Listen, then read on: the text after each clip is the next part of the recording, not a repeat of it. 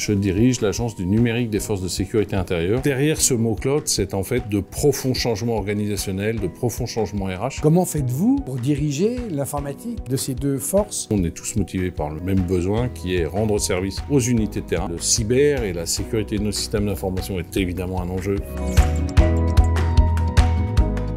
Mon général, bonsoir. Bonsoir. Et merci d'être chez Humania ce soir. Écoutez, c'est un plaisir. Alors vous êtes très atypique, si je me permets cet adjectif. Vous êtes gendarme, bien entendu, général de corps d'armée, et en même temps informaticien. Comment ça s'est passé? Comment vous avez fait? Je fais partie de ce qu'on appelle les officiers recrutés sur titre. Moi, j'ai commencé ma vie professionnelle dans le privé chez Schlumberger, pour ne rien vous cacher. Et lorsque le service national s'est rappelé à moi, j'ai eu la chance de le faire en gendarmerie, et où j'y ai découvert des officiers et des sous-officiers extraordinaires, et ce qui m'a convaincu d'y rester pour la suite de ma carrière, ce que je ne regrette pas depuis ce temps-là. Et maintenant, vous êtes le patron de l'informatique de la gendarmerie et de la police? Oui, je dirige l'Agence du numérique des forces de sécurité intérieure. C'est la DSI pour l'ensemble des systèmes d'information, police et gendarmerie. En tout cas, tous les systèmes d'information qui ont une vocation nationale. Vous allez y retrouver le fichier des personnes recherchées, le fichier des objets volés, le traitement des antécédents judiciaires, etc. etc. C'est plus de 300 systèmes d'information que l'on a en portefeuille. Et oui, les journées sont bien remplies.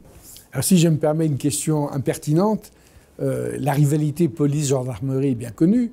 Comment faites-vous pour diriger l'informatique de ces deux forces qui est un sujet extrêmement sensible? Alors, vous êtes un grand diplomate? Je ne sais pas si je suis un grand diplomate. Il se murmure que j'ai une capacité à dire non, voilà, à peu près, voilà, avec les formes. Non, en fait, quand on y regarde bien, on a énormément de points communs. On fait le même métier. On fait tous de la sécurité publique, on fait tous de la police judiciaire, on fait tous de la police de la route.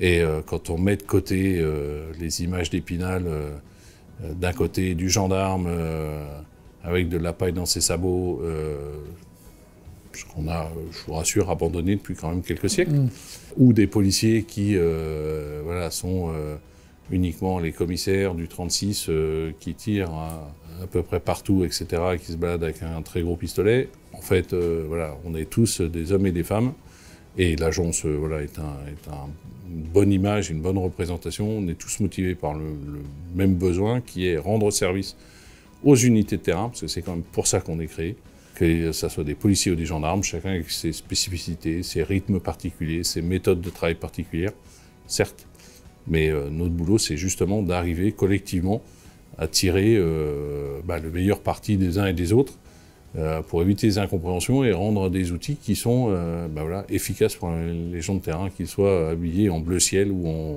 bleu un peu plus foncé. Ah, c'est une excellente nouvelle de savoir que ce poste existe.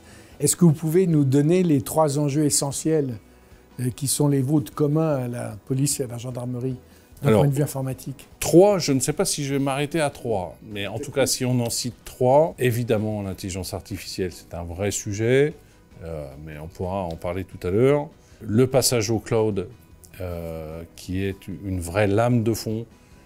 Ça a fait suite à une décision gouvernementale il y a quelques années, je crois que c'était Elisabeth Borne, c'était la doctrine de cloud au centre, toutes les applis doivent basculer sur le cloud.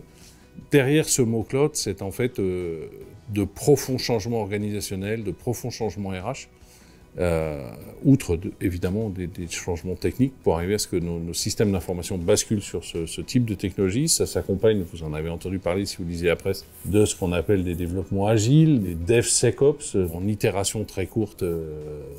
Donc ça, c'est un vrai enjeu. Le cyber et la sécurité de nos systèmes d'information est évidemment un enjeu, puisque, vous le savez, on est assis sur un tas d'or qui sont les données qu'on a sur nos concitoyens, et il est hors de question qu'elles fuitent.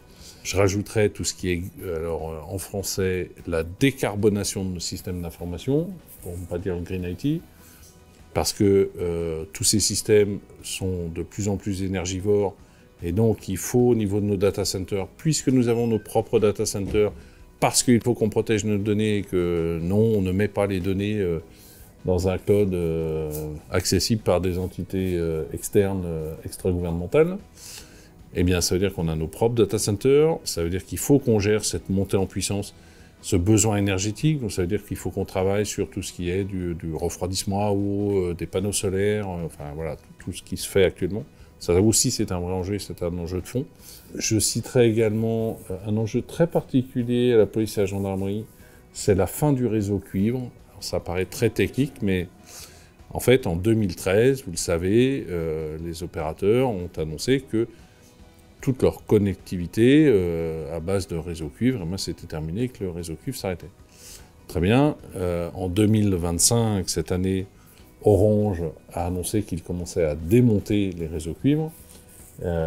Or, il se trouve que nos brigades, nos commissariats, nos centres d'appel, départementaux, etc., pour beaucoup, sont encore en réseau cuivre. Et donc, ça oblige à rechanger, évidemment, toute la filasse, pour faire très simple.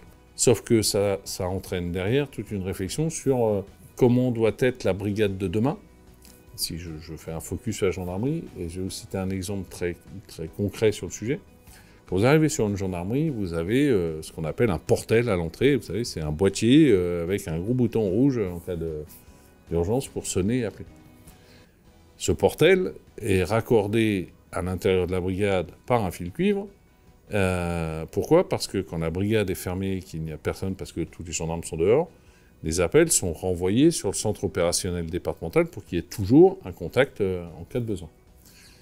À partir du moment où j'enlève ce réseau cuivre, je change le central téléphonique, forcément, puisqu'il n'y a plus de réseau cuivre et qu'il faut d'autres technologies. Et par exemple, une des questions qui se pose, c'est qu'est-ce que je fais de ce portel? Est-ce que je le maintiens?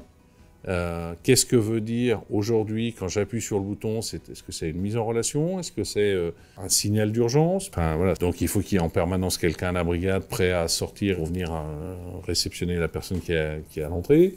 Comment est-ce que je gère tout ce qui est compatibilité avec tout ce qui est règles pour tout ce qui est personnes souffrant d'un handicap? Ça veut dire qu'il faut de la visio pour la personne pour qu'elle puisse s'exprimer au besoin avec les mains. Mais ça veut dire que ce signal visio, si je le déroute sur le centre opérationnel, il faut que je sois capable de l'emmener jusque là-haut. Parce que nos gendarmes en centre opérationnel ne sont pas tous loin de là capables de lire les signes avec les mains. Donc ça veut dire qu'il faut des systèmes derrière intelligents pour être capable de traduire et comprendre ce qui se passe. Vous voyez, il y a plein derrière ce simple terme de fin du réseau cuivre, en fait, ça entraîne plein d'éléments, plein de réflexions, plans techniques, chacune ayant un coût, évidemment, et dans une période budgétaire qui, vous le savez, est contrainte, donc en plus où on est particulièrement attentif, mais ça, c'est plutôt l'ADN de la maison, du moindre euro dépensé de façon à ce qu'il soit rentable. Merci de ces explications. Merci. Je suis sûr que nous allons passer avec vous une excellente soirée et apprendre plein de choses. Avec grand plaisir. Merci à vous.